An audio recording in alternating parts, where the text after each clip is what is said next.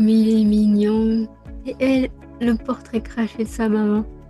Bon, j'espère qu'il n'aura pas les défauts de son père parce que il est mal embarqué dans sa vie. Bonjour à toi, Linda de Toupici. Est-ce que tu as déjà entendu ce genre d'injonction? Les malédictions qui tombent direct dans le berceau, pas forcément dans le berceau pour tout le monde, mais il arrive que de temps en temps, sur notre petit chemin de l'enfance à l'adolescence, ce soit pavé de, pas forcément de bonnes intentions, mais de personnes qui lâchent leur colère sur toi. Ce sont des injonctions. Tu n'es pas bon à l'école, tu réussiras pas dans la vie. C'est moche ce que tu as fait, donc en fait tu penses que c'est toi qui es moche, alors c'est ce que tu as fait.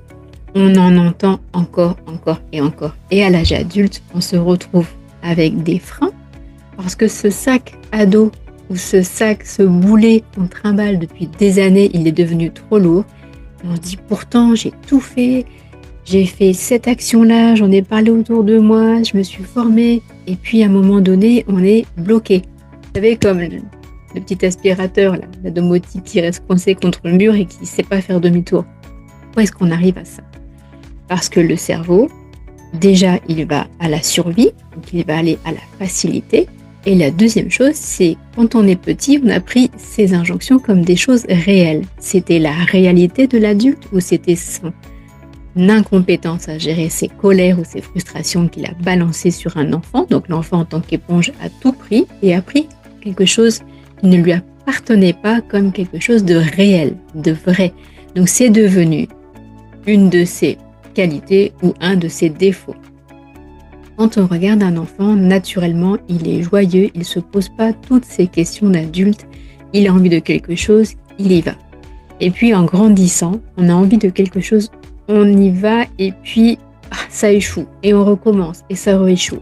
Il y a quelque chose qui empêche le processus, c'est pas normal que je sois pleine de joie et que je reste butée sur cette partie-là. Alors, il y a deux choses super importantes. La première, c'est d'en prendre conscience, c'est que ceci ne nous appartient pas. Ce sont des fardeaux, des grenades qui ont été posées sur notre chemin et on n'a pas forcément envie que ça nous éclate à la figure et on n'a surtout pas envie que ça nous empêche d'avancer. Donc, prendre conscience de ça. Et la deuxième chose, c'est de s'en débarrasser. Comment est-ce qu'on peut faire pour se débarrasser de ces choses qui ne nous appartiennent pas? Déjà, savoir qu'elles ne nous appartiennent pas. Donc, c'est légitime de rendre à la personne, pas forcément physiquement, lui disant « Au fait, quand j'étais petit, t'as dit des trucs super pas sympas sur moi, donc je te rends ta phrase. » Aucun intérêt. La personne, elle va pas du tout s'en souvenir. Et puis, elle pourrait te dire « Ah, mais mon petit chéri, je pensais pas que ça t'affecterait autant après des années. Moi, j'ai dit ça comme ça. » Oui, la puissance des mots. Et ça, c'est super important, puisque les mots que vous allez vous dire à vous, pour vous aider à avancer, ils ont autant de puissance que les mots que les personnes vous ont donnés. Parce qu'on a donné de l'importance à cela. Si on détermine que ce qui vient de l'extérieur, on le choisit et on l'intègre parce que ça nous fait du bien, c'est ok. Si ce qui vient de l'extérieur est super désagréable et qu'on le garde, aucun intérêt. C'est donner du poison. Est-ce que vous avez déjà mis dans votre voiture un carburant qui n'est pas destiné au réservoir de votre voiture? Non, j'en suis persuadée. Tout le monde est super vigilant de dire « Ah mais non, mais telle plante-là, il ne faut pas mettre de l'eau trop froide ou personne verserait une boisson gazeuse, personne mettrait du gazole alors qu'il faut mettre de l'octane, je ne sais plus comment ça s'appelle, l'autre carburant, j'ai perdu le mot. » Et alors, pour soi, on est capable d'intégrer, d'ingérer, de se gaver des formules des uns, des autres, que ce soit des compliments, que ce soit des bombes, voilà, littéralement.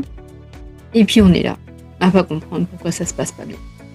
Donc ces injonctions-là, il y a tout un process pour les enlever, mais déjà prenez-en conscience et puis parlez-vous avec beaucoup d'amour. Voilà, comme si c'était quelqu'un que vous chérissez le plus. Voilà, vous vous mettez à côté, qu'est-ce que je lui dirais pour que ça se passe bien? Et là, vous avez tout le déroulé qui va sortir. Vous le faites pour les autres, faites-le pour vous aussi. Et la deuxième chose, par rapport à ces injonctions-là, au quotidien, le nombre de pensées qui arrivent dans le cerveau, il est phénoménal. Ce sont des milliers de pensées. 90% des pensées de la veille sont là encore aujourd'hui. et ce sera pareil demain si on n'y fait pas attention. Ok, donc déjà, on met un petit tracker. C'est énergivore, je le reconnais au début, c'est vraiment une habitude à mettre en place. Et la deuxième, c'est que vous avez l'obligation, pour aller réaliser vos rêves, de stabiliser vos émotions. Qu'est-ce qu'on peut prendre comme décision quand on est sous le coup de la colère? Oui, on a tous au moins été une fois dans sa vie en colère. On a sorti des noms pas agréables, on a peut-être insulté quelqu'un, on s'est peut-être blessé, sans intention de se faire mal, bien sûr. En tout cas, j'espère pour vous. Et puis, c'est resté là. D'accord?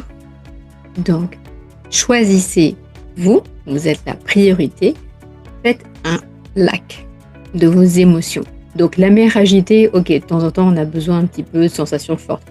Mais quand vous êtes dans cet état d'esprit où c'est clair là-haut, vous prendrez des décisions qui sont vraiment plus justes pour vous. Vous allez avoir le temps de peser le pour et le contre. Vous allez avoir le temps d'imaginer la situation rêvée. Et c'est là qu'on va aller. On part d'un état d'injonction, de malédiction, des choses mauvaises qui ont été dites. Et au fur et à mesure, on s'en déleste et on va vers la version qui nous convient le plus. Ok? Alors comment on y va? Comment je pars de maintenant à la version, à la femme que j'imagine dans 5-10 ans, en se mettant dans sa peau. Comme s'il y avait un costume. Tiens, aujourd'hui, je vais prendre le costume de 2026. Je me mets dans le costume, comment ça fait? Peut-être c'est super. On se déguise bien pour aller à des soirées. Moi, j'aimais bien être en Superwoman, bien sûr, et d'autres personnages. Et là, on joue le jeu, en fait. Et pourquoi est-ce qu'on ne le ferait pas pour nous? Aujourd'hui, je mets le costume de 2026 où je fais ceci, cela avec telle personne. Et franchement, vous allez voir dans votre corps, ça va se mettre en place tout de suite. Et comment est-ce que dans ce costume de 2026, la personne que je rêve d'être, elle est super à l'aise parce qu'en fait, elle a tout ce dont elle a besoin, une stabilité émotionnelle. Dans son travail, ça se passe bien. Les relations familiales, elles sont au top. Le cercle social, voilà, la vie dont certains peuvent rêver et d'autres à des niveaux peut-être plus importants au niveau financier, des voyages, dans des jets privés, le luxe, les hôtels, et puis rencontrer plein de personnes. Voilà, chacun va trouver ce dont il a envie. Maintenant, est-ce que vous pensez vraiment, avec ce genre de situation, que l'argent, ça reste quelque chose de négatif? L'argent te permet de payer tes factures.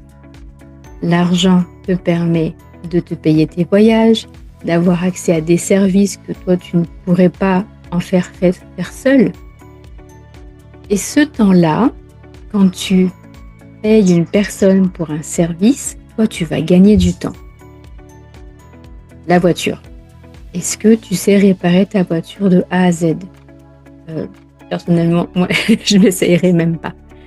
Vous allez déposer votre voiture, les réparations sont faites. En attendant, vous êtes peut-être resté à la maison avec votre famille, ça vous a libéré du temps pour être avec vos proches. Sachez que plus de 80% des personnes qui sont sur leur lit à l'hôpital, qui sont en fin de vie, ont quasiment toutes le même regret. Ce n'est pas d'avoir amassé si peu d'argent ou de ne pas avoir passé tel diplôme. La chose commune, c'est je n'ai pas passé assez de temps avec mes proches. Qu'est-ce qu'il aurait fallu pour que cette personne passe, et peut-être que toi, tu es concerné, passe plus de temps avec tes proches?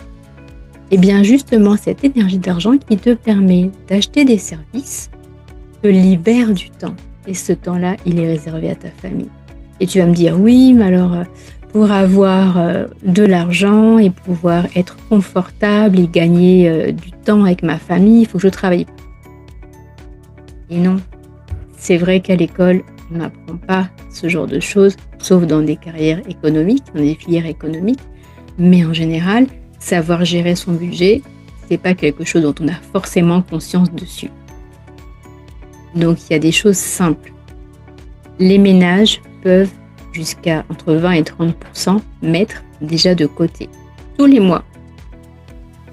Est-ce que toi, tu pourrais mettre, par exemple, 10-11 euros de côté tous les jours? Eh bien, sache qu'à la fin du trimestre, tu auras assez d'argent pour te payer un coaching.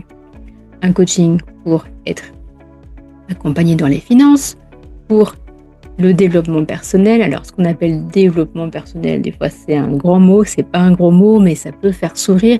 Si tu te connais bien, tu pourras plus facilement aller faire des choses qui te conviennent.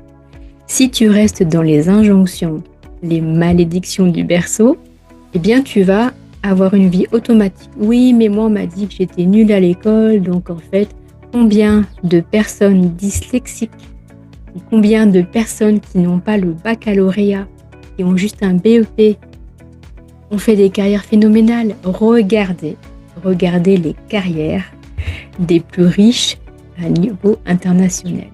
Est-ce qu'ils sont tous bardés de diplômes? Non.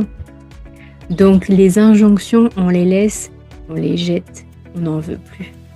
Pour savoir ce dont on a besoin, on se recentre, on fait le calme au niveau des émotions, tout ça, ça s'apprend. Et ensuite, alors ça, moi ça me convient. Oui, mais on m'a dit que j'aurais dû faire telle carrière. Est-ce que cette carrière, elle t'aurait plu? Pas forcément. De quoi t'as envie?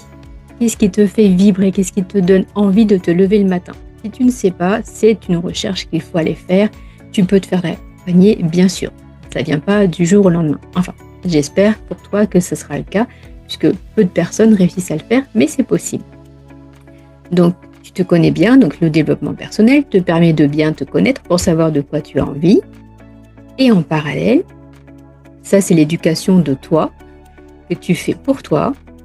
Et en parallèle, tu as cette éducation financière qui te permet d'avoir une autre relation à l'argent. L'argent te permet d'avoir des services et ces services-là sont faits par d'autres personnes qui te dégagent du temps pour être avec tes proches.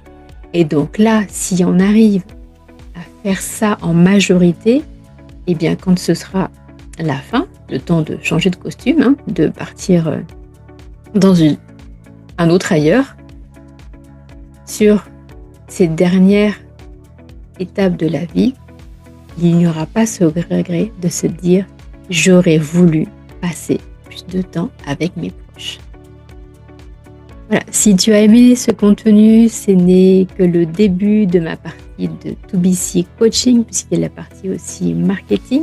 Donc je t'accompagne avec plaisir, tu as juste à cliquer sur le lien.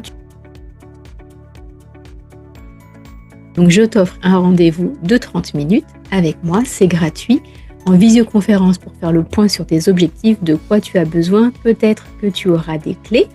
Nous posons le diagnostic. Alors les infirmières, puisque c'est mon précédent métier, on peut poser des diagnostics, c'est peut-être une révélation pour toi. Donc nous faisons un état des lieux, le diagnostic, et après je vois si je peux t'accompagner ou pas. Si c'est possible, eh bien tant mieux. Et si ce n'est pas le cas, tu trouveras plein d'autres explications, notamment sur des plateformes différentes, pour t'accompagner et trouver ce dont tu as réellement besoin pour aller réaliser la vie de tes rêves, la vivre. Puisqu'un rêve, s'il est juste ici, là, ça reste un rêve. Quand il est décrit avec des étapes, ça s'appelle des objectifs et tu as une motivation pour te lever le matin pour aller les réaliser. Donc, en résumé, prendre conscience de ce poison, de ces malédictions qui ont été posées, dont tu n'as plus besoin, tu récupères ces grenades et tu les jettes. Tu regardes à l'intérieur ce qui te fait vibrer, quel costume tu vas mettre en te disant « voilà, je vais être telle personne » et tu l'incarnes. Et ensuite, les choses, elles vont se mettre en place avec un accompagnement et on va y arriver. Le but, c'est ça, c'est qu'on est sur cette planète pour vivre un maximum de belles choses. Donc, je te souhaite une excellente journée. Clique dans le petit lien dans la description. Prends rendez-vous avec moi, une demi-heure. On pose un diagnostic et je vois si je peux t'aider. Et j'espère que c'est le cas. Sinon, je te souhaite le meilleur. Très belle journée à toi et à très vite. Dis-moi dans les commentaires comment tu as fait, toi, pour te débarrasser de ta pire injonction. Ça pourra sûrement aider d'autres personnes et au plaisir de partager. Je te dis à très vite. Merci, merci, merci.